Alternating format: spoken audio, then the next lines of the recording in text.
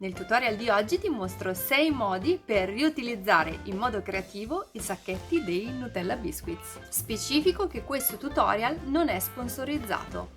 Ahimè. Se ti piacciono tutorial come questo, ti consiglio di iscriverti adesso al mio canale cliccando su iscriviti e sulla campanella per non perderti nessuno dei prossimi video.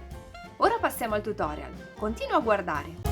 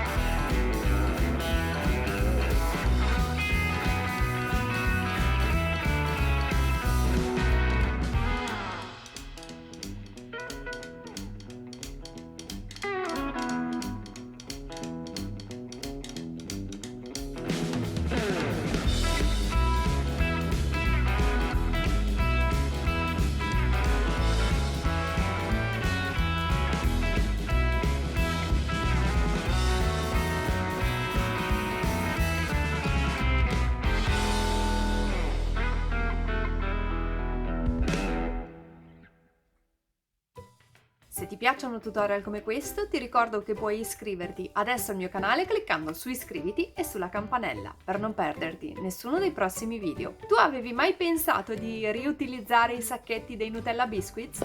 Fammelo sapere nei commenti.